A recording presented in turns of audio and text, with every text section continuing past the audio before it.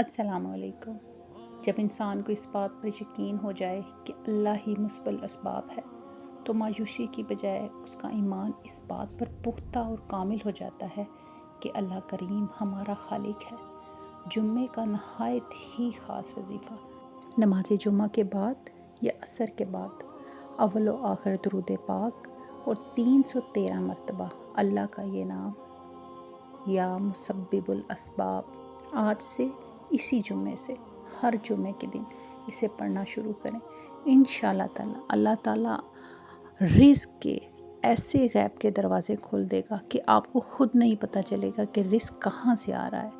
اللہ تعالیٰ ایسے اسباب پیدا کریں گے کہ آپ کی سوچ سے بھی باہر ہوں گے۔